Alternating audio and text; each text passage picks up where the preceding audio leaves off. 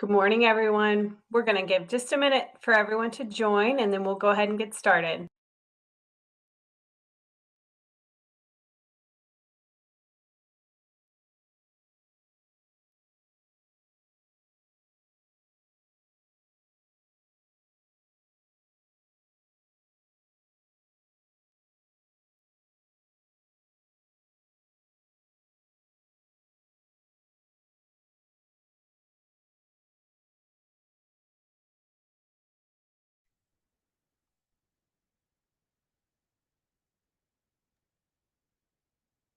All right, we're going to go ahead and jump into the webinar today. If you have any challenges, technical difficulties, please feel free to put that in the chat or message us directly through the chat, and we can help address those throughout the webinar. My name is Brandy Carlson Moore, and I work with the team at the Second Alarm Project at UCF Restores. We'd like to begin by expressing our sincere thanks to our guest speaker for joining us and providing this opportunity to share this really important information. The title of today's webinar is A Look at the Chaplaincy: Policies, Programs, and Pathways. And before I introduce you all to Chaplain Joe, who many of you probably know already, I'm going to talk a little bit about our work at the Second Alarm Project at UCF Restores. Our team is made up of first responders, first responder family members, clinicians, and researchers. And our mission is really to enhance the mental health and wellness of first responders and their families. And some of you might know we talk about our work in terms of recruitment to retirement, everything in between and after, the official retirement. We really are working to make sure that first responders have every tool and resource available to them to enhance mental wellness and that of their families as well. We partner with organizations throughout the state to implement programs based on the best available evidence and research, and those that are trained to work specifically with first responders on mental wellness initiatives. And one of our primary focus areas has and continues to be helping to build sustainable programs within first responder agencies and organizations. And one of the reasons that is so important to us is, we know that it is going to be so much more effective if the program is tailored to the department, if the department has ownership of that program, and that it's not reliant on an external organization to provide those resources to its members. And so we've continued to focus on that in our work. We also offer trainings on mental health awareness, on suicide intervention, REACT peer support training. For those of you that are looking for peer support training, we can connect you with that. And then our Struggle Well training that we offer in partnership with the Boulder Crest Foundation is focused on post-traumatic growth. And we also do online sessions like this one today for first responders and their family members and anyone else who's doing this work. And we have a mobile app, which some of you may have. There's self-assessments and linked to trained peers through a Red Line, Blue Line, Gold Line Rescue. Those are all linked in the app, and other mental wellness resources and screening tools and things like that that you can use with yourself to assess whether you may want to look for some professional help on some issues. And lastly, but not least, certainly, I want to talk about the Behavioral Health Access Program BHAP Toolkit, which can be accessed through the Second Alarm Project website, secondalarmproject.org. And that toolkit was crafted by our team in collaboration with many partners. You see on the screen the logos with Chaplain Joe, who added tremendously to that chaplaincy section. And the toolkit really helps for your department to build its own mental wellness resources and programs. We're constantly updating it. We're looking at ways to improve it. So we welcome your feedback on that resource, and stay tuned for updates in the future on that resource. And I think Chaplain Joe is going to talk a little bit more about that in his presentation today. We're recording portions of the webinar today, but please feel free to pop questions in the chat, and I'll interject those as we go along. And then we'll also have some dedicated time at the end where we turn off the recording, and you can really ask some tailored questions about your department or things that you may be needing in terms of the chaplaincy. Without further ado, I have the pleasure of introducing Chaplain Joe LaCognata. Chaplain Joe is the founder and president of Fire Rescue Support, Inc. Joe started his involvement with emergency services in 1986 as a volunteer firefighter and EMT. Since becoming a pastor in 1994, his connection with emergency services has been through the chaplaincy with both police and fire departments. Joe currently serves as chaplain with Marion County Fire Rescue, Ocala Fire Rescue, the Villages Department of Public Safety, the Florida State Fire College, and the Florida Fire Chiefs Association. Joe is also the statewide chaplaincy coordinator with the Florida Firefighter Health and Safety Collaborative, a dedicated partner of ours. Joe has completed basic chaplain training through the International Fellowship of Chaplains. He is an approved instructor in individual and group crisis intervention with the International Critical Incident Stress Foundation, and has his certification in critical incident stress management from the University of Maryland, Baltimore County Department of Emergency Health Services. Joe is an endorsed chaplain with the North American Mission Board and a Master Fire Chaplain with the Federation of Fire Chaplains. Joe holds a PhD in educational leadership from Illinois State University, and he's been married to Kim since 1985, and they are the proud parents of 5 amazing children, 4 wonderful sons-in-law, and 1 granddaughter. So we're so grateful that you're here with us, Chaplain That's the Joe. best part at the very end when you talk about the Yes, granddaughter. That absolutely is the best absolutely. part right at the very end. And none of that other stuff really means anything, everything else that you read. I'm really glad to be on. And what's interesting, when you start looking at some of those dates, I had one of our young people with our department as we work with our new hires. After you kind of talk about the timeline and how long you've been doing what you've been doing, they looked at me and they said, "You've been doing this since the 1900s?" It's like, that makes it sound really, really old, but it has been, and it's really been a joy and a journey. I'm really grateful that you're joining me today as we take a look at the chaplaincy. I consider it one of the most incredible privileges of my life to have the opportunity to serve as a fire chaplain. And what I want to do is take a look at some high-level issues that are involving the chaplaincy, a little bit of history of where things have come from in Florida, and then some specific ways in which you can kind of help either get a program started or take your chaplaincy to the next level. When I take a look at what has gone on in the world of wellness within the fire service, I go back 10 maybe years ago, maybe a little bit more than that, where I would say we were totally inactive. We weren't talking about it. It wasn't being discussed. You couldn't go to a conference. You wouldn't read an article. Like, wellness wasn't a conversation. Firefighters, big, tough, strong, and brave. They don't need any help. Let's just go on with life. Then life happened in a pretty significant way, especially in Central Florida, where we lost 2 chief officers to suicide in 2016. And that really changed the landscape of the attitude toward wellness. And I would say we went from being inactive to now being reactive. And we learned how to identify firefighters in crisis and then provide resources. We've done a lot of work in the last many years at creating crisis intervention teams, peer support programs, all those things designed to react to someone who was challenged.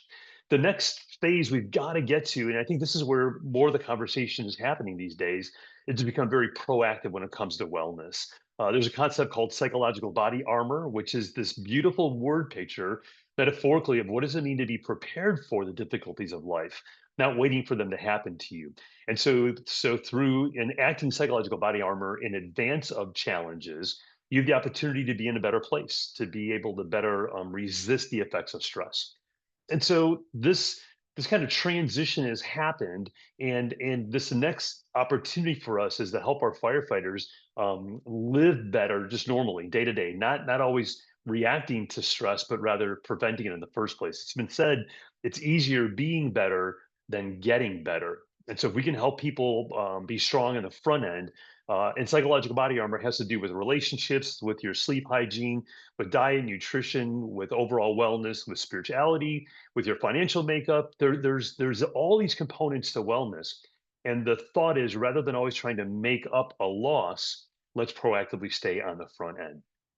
So, as all this conversation has gone on regarding wellness and specifically mental wellness, which I'm grateful the conversations are happening, it really came to a point in my world of a little bit of a concern.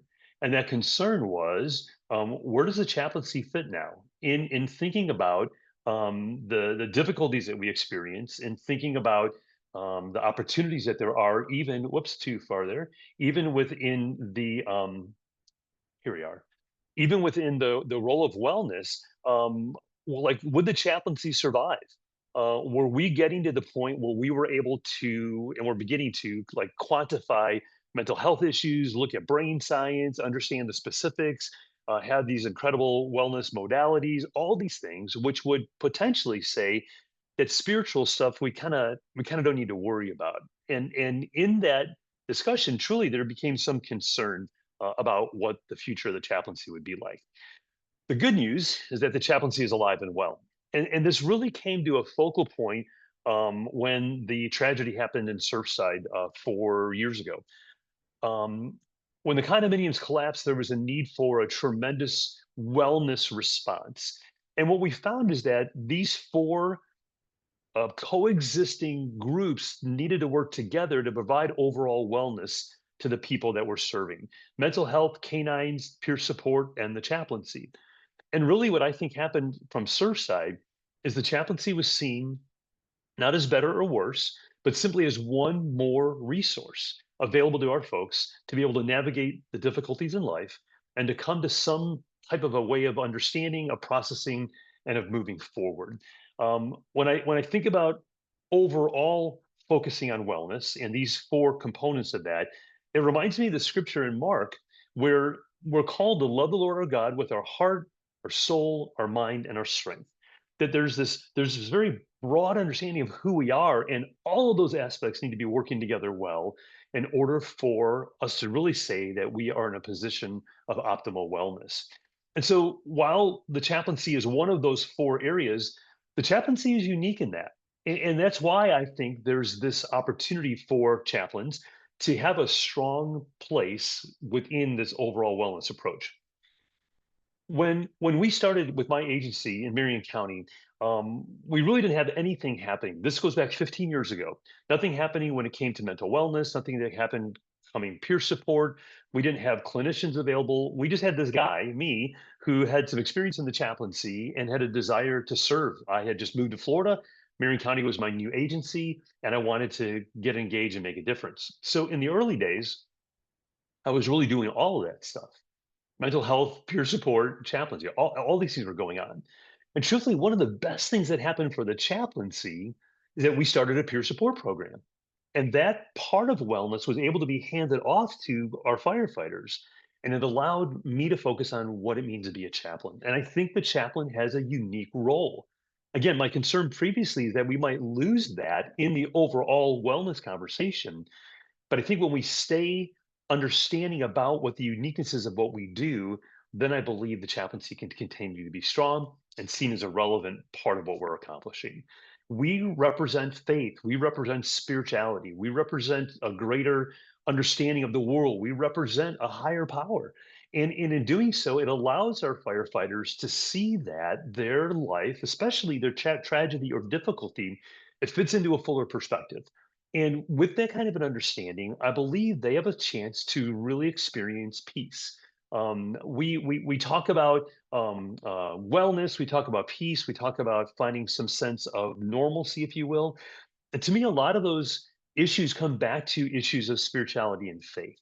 When our firefighters are dealing with significant stress and struggle and even traumatic events they experience, often they ask why. Often the question really is, why did God, or why would God? And those now are spiritual conversations that we as chaplains have the privilege of entering into.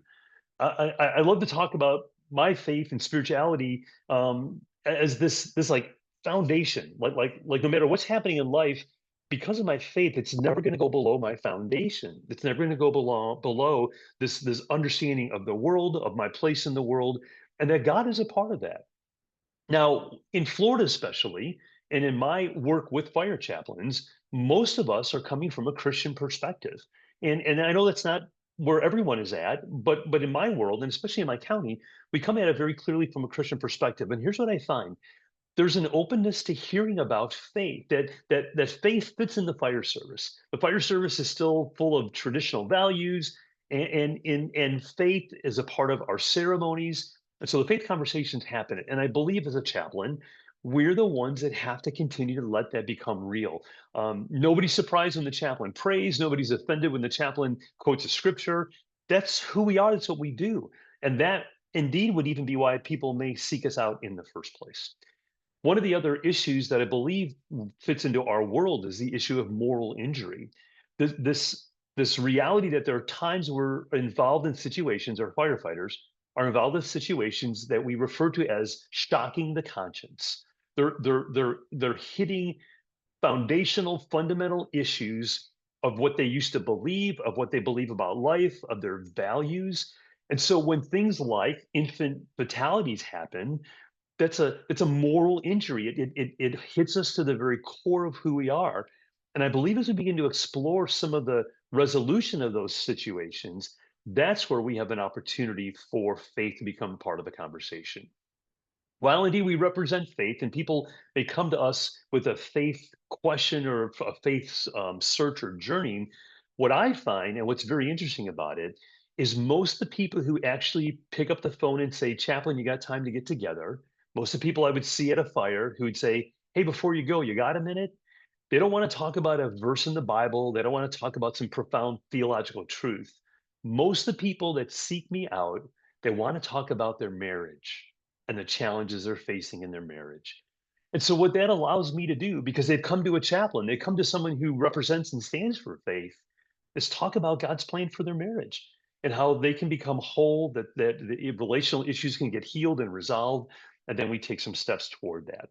So, while the conversation may not necessarily begin in the spiritual realm, remember that that's who we are. That is the unique thing that we do. We are not mental health professionals. We're not peer support. We're not canine, but we have an opportunity to have a significant, unique role. And it's up to you and to me to make sure that we are representing that well. Well, when I come back to Surfside and that profound event that happened, that really was the catalyst for Florida in terms of better organizing the chaplaincy. Through the Florida Firefighter Safety and Health Collaborative, now we have a role in this overall approach to wellness. The QR code that you'll see on the screen there will take you to the chaplain portion of the collaborative's website. And it gives you just a real quick history of where we are now, how we got here. And then there are also some resources that have been developed over the last 2, 3 years to support the chaplaincy, to further develop and expand it, to give us some guiding principles, a philosophy statement.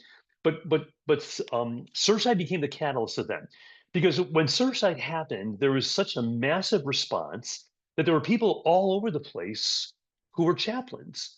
And what we came to realize is that for $12, you could buy a shirt, get chaplain printed on the back of it, and now show up to try to help people. And it really created some confusion, some turmoil, a lot of questions that, like, who are these folks? And so we really set off after Surfside to say we need to get some things in place. We need to establish a clear organization with some clear goals and objectives. And to the end, that is what we have accomplished through the collaborative. Florida Fire Chaplains, as a statewide organization, exists to provide fire rescue personnel with spiritual and emotional support during day to day operations and in times of large scale, long duration events. When we came away from Surfside, we knew we needed to have a plan not only for if something large happened again, but also for just kind of enhancing the chaplaincy and developing it day to day. And so our mission day to day is to discover, promote, recruit, train, and support Florida fire chaplains. And to do that, we've got a couple of different ways. I'll talk about the BHAP toolkit in just a few moments. But we've been working at networking chaplains, discovering who's out there. We have a database of nearly 200 fire chaplains across Florida.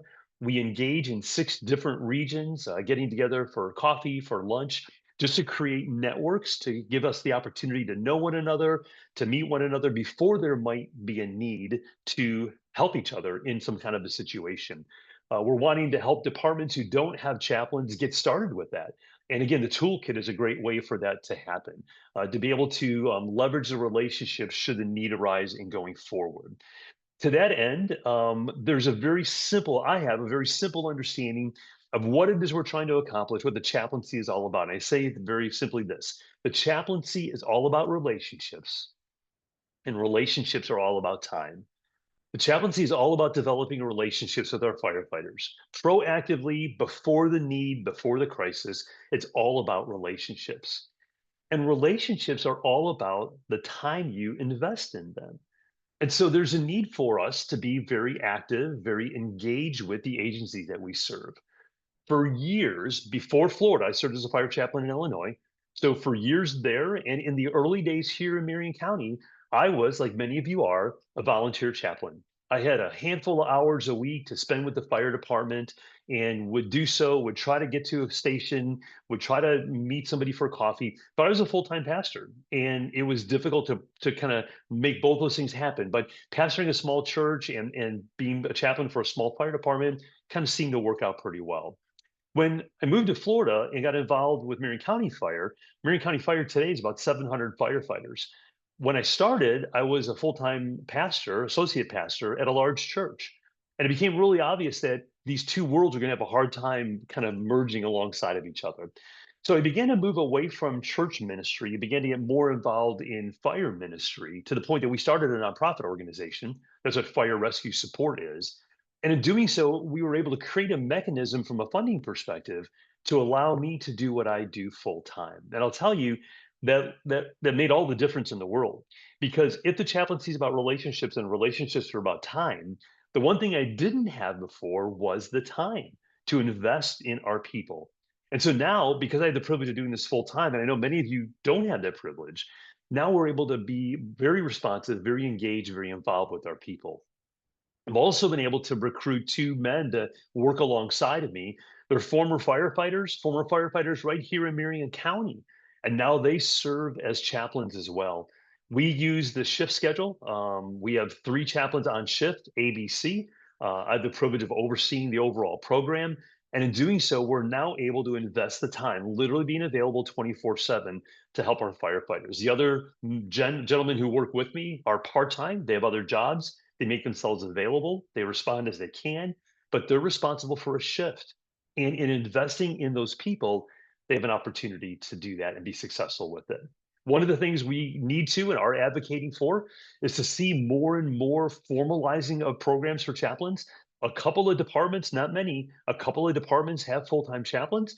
A couple of other chaplains are working through nonprofit organizations. A couple of them are moving into that realm through safety and wellness, through managing BHAPs. But what I know is that if we don't have the time to invest, I believe we're at some kind of a limitation with what we can get accomplished when it comes to the chaplaincy. And so those issues of employment, of full time status. Those are things that we're going to be pursuing in the years to come. Because for a department to truly invest and see the chaplaincy as one more vital, relevant part, then I believe we need to talk about what does it look like to more formalize that position. One thing I want to do, encourage you to put on your calendars, is the third annual Florida Fire Chaplains Conference. That'll be in Ocala, Monday, April 27th through Wednesday, April 29th of next year. This came out of a need to network. Back in 2023, I believe it was, Florida hosted the Federation of Fire Chaplains Conference, and we left that conference saying, hey, we need to do this again. We need to get together. And so the Florida Fire Chaplains Conference was born, and we have had 2 incredible years. Looking forward to this year as well, a time of networking, of guest speakers, of learning, of training, of fellowship. And we hope you'll put that on your calendar now, so we can make way and room for you to be there when we come up in April. Chaplain The other Joe, we part, have a yeah, question in the chat if yeah, this is a good absolutely. time. Do Sure. you do you feel the chaplaincy position needs to be or should be an outside person with the time available? And also, would you suggest three, one for A, B, and C shifts? So there's like every variety of how the chaplaincy is operating today. So there is the volunteer who is a minister and spends a couple hours a week. There's a volunteer who is a retired firefighter who's still engaged with the department. There are some chaplains who are on the job with just regular firefighter responsibilities who also serve as chaplain. There are some chaplains who are full-time fire chaplains. That's what they do. And then there are a couple of us, as I do, who work technically for a nonprofit organization that then works back with our fire department. So there's every like shape and variety of the chaplain. And what I would advocate for is how do we create more time for chaplains to be engaged. Also, however, how do we create more chaplains to be able to share that responsibility? So in my agency, we have four chaplains is our ideal. We only have three right now, actually, but four chaplains is our goal, and we've done that by looking at a shift at a time. And I'll tell you how we got there. We used to do our chaplain structure according to our battalions or zones or districts, however you had that organized, and we assigned a chaplain to each one of our battalions. We had 6 battalions. So 6 chaplains could cover that. The problem was you're technically on call 24/7, 365. Nobody can sustain that. So the second version that we started probably about 2 or 3 years ago was that what if we looked instead of at the whole organization broadly, what if we just looked at a shift at a time? And so our chaplains now are on call once every 3 days, but they have relationship with that one shift of firefighters. And we have found that to be very, very successful. Um, Again, is that the best, the only? No, we found it to be very, very successful. There's a lot of ownership that our chaplains have with their shift. They're the ones that are following up after bad calls. They're the ones that are initiating contact on shift. They're the ones that are responding to calls as they're available. And then what we have, because our goal is to have four, is that we've got great coverage for each other. And that we know our goal is, and we're very successful at it, we're going to get a chaplain on the scene of a call within an hour all the time, every day. And so, with that kind of a broad approach, more than one, and then this focus approach with the shifts, we found that's been very successful.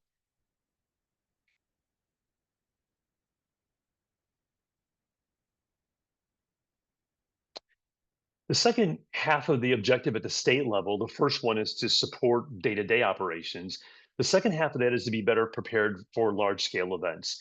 And when Surfside happened, quite literally, I reached out to chaplains of Miami Dade and said, how can I help? Alex Trinchet is a personal friend. How can I help? He said, hey, can you come down and organize chaplains? I'm like, yeah, absolutely. I'm on my way. The struggle was when I got down there was nothing to organize. We didn't have a program. We didn't have chaplains. We didn't have a database. We didn't have contacts. So if you were in my phone, I called you and said, "Can you come to Miami for a couple of days?"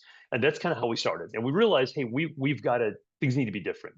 I also already alluded the idea that we had no way of vetting who was there. There were just people randomly showing up.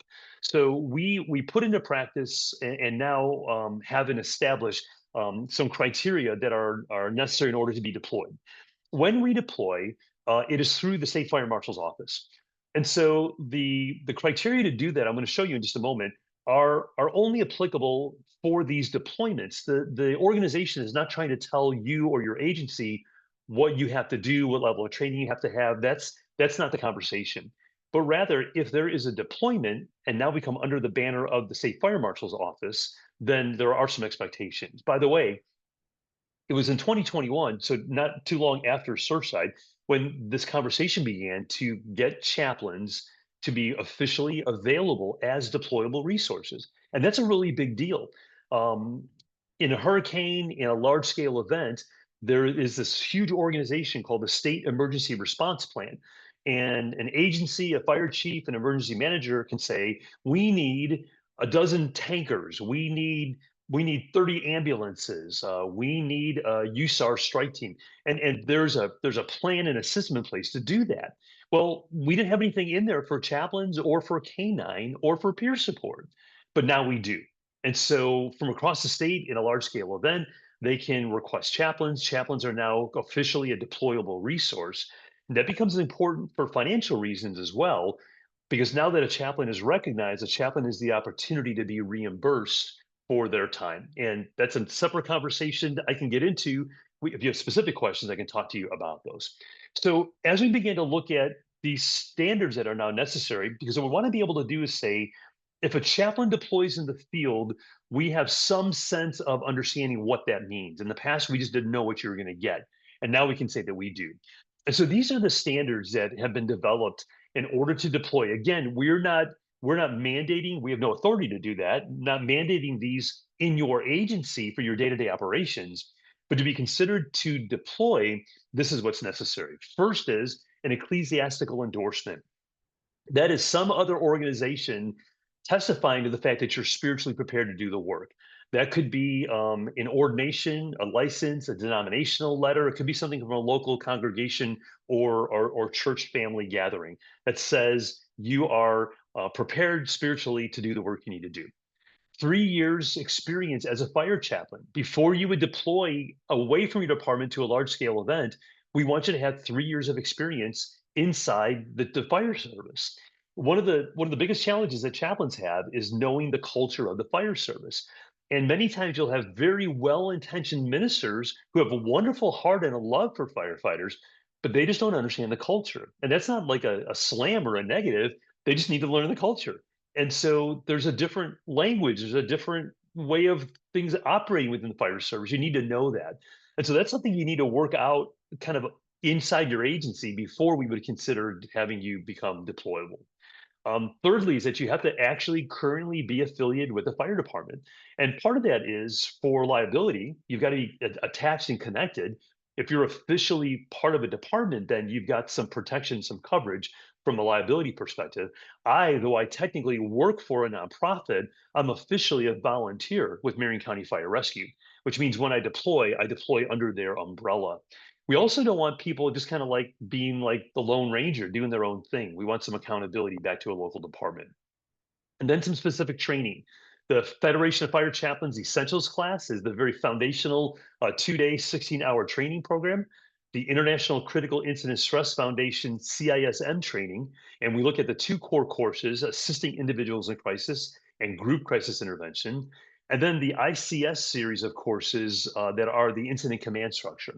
Those are some basic things that are necessary so you're prepared to know where you fit into the overall structure of a deployment and then be prepared to connect with those that are in that situation. So that's the second half of what it is that we're doing when it comes to statewide issues, looking at day-to-day stuff and then being prepared for these large scale events. What you got, Brandy? In regard to the Florida Fire Chaplains Conference in April, where will there be chaplain training as a part of that conference?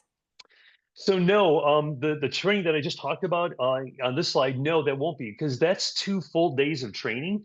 The conference is only like 2 half days and a full day as it is. That would take up our whole conference. But that is something that is offered regularly in Florida. We have 3 or 4 chaplains that are qualified to teach that class. And I'll have my email address here at the end. Reach out to me and I can let you know how you can access that specific training. And we had one other question. I think that you covered it, but other Sure. than the 2 day fire chaplain training, what type of training is available to help potential chaplains learn and understand the culture of firefighters? So one of the opportunities that we have is through the collaborative. The program is designed for clinicians. It's called the Clinician Awareness Training, and we send mental health professionals kind of through the rigors of the fire service just to get a little bit of an understanding. That program has been made available to chaplains. So if you don't have any experience or background in the fire service and kind of want to get a crash course in that, if you will, that would be an opportunity. It's called the Clinician Awareness Program, and you'll find information for that on the Collaboratives website. The other thing that we try to do is get together in our regions 2 or 3 times a year. And we can bring speakers in there. It's time for networking, talking about best practices. But that's kind of really just the opportunity for like, what are the nuts and bolts of what we're trying to get accomplished? And through those regional connections, we're able to help folks discuss some things that are working, some things that aren't going so well, and some solutions for that. The final thing that I wanted to mention, then I would love to continue having some more conversation, is the BHAP toolkit that Brandy referred to at the beginning, that I've talked about a couple of times. There's a QR code to get you there. You'll create an account and get access to that. But several years ago now, it's been, there was a desire to say, how do we help departments provide a very broad program? And that's what the BHAP is all about. It's Behavioral Health Access Program. And the idea is that our overall wellness is not like one thing. It's not like, well, if we just get everybody to go to a counselor, everything will be fine. That'd be wonderful, but that's not the only thing people need.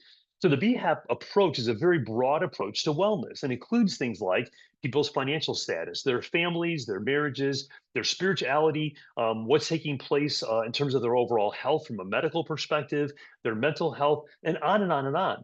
And so, how do we offer and develop a comprehensive program for our people, considering all those issues? Well, when you think about all that, that sounds overwhelming. Like, I mean, there's no way I can't do all of that. And that was the whole intent around developing what we call the BHAP toolkit.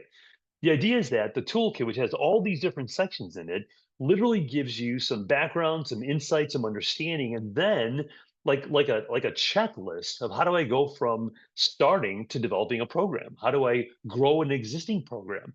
How do I bring maybe a canine program on that I don't have right now, while at the same time enhancing the mental wellness program we currently have in place? How do I recruit a chaplain, or how do I find an access to healthy marriage counseling? So that's what BHAP is designed for. And I would encourage you to take a look at all those components of that. But the one for us specifically in the chaplaincy is taking a look at some of these specifics. Like what's a chaplaincy about? What are we trying to do? What's the goal? What's the vision? What are the ways in which we do that? How do we find chaplains? Often I'll have a department say, we want to get a program started. We don't know where to start. Where do you find a chaplain? It's not like there's a big job market for chaplains.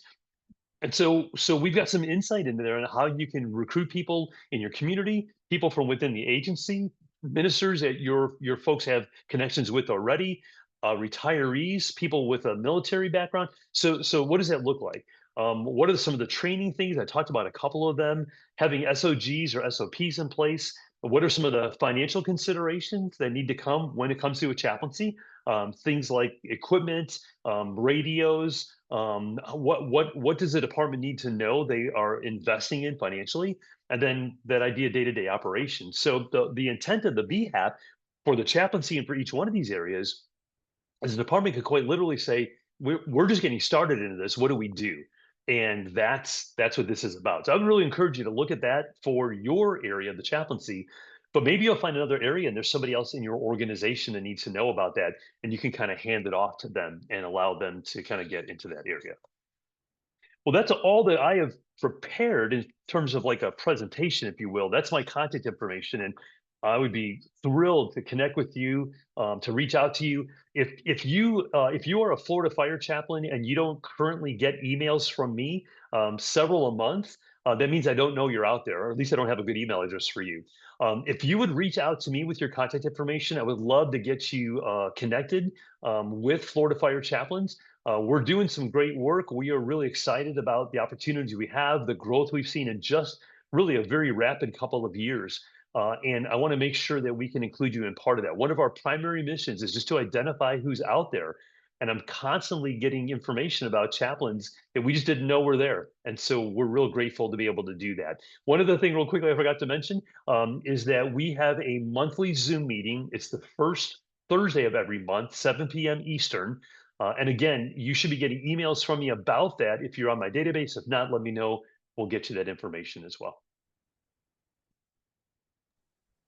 Thank you so much.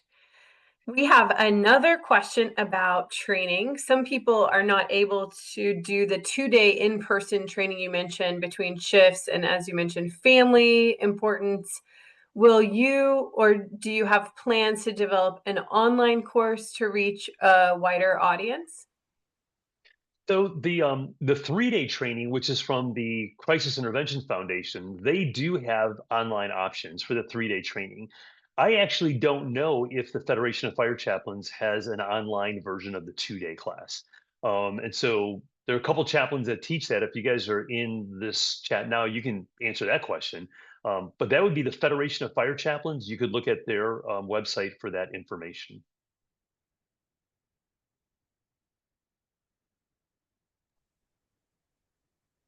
Sounds good. Okay, I'm going to go ahead and stop the recording. It sounds like there are some folks that want to come off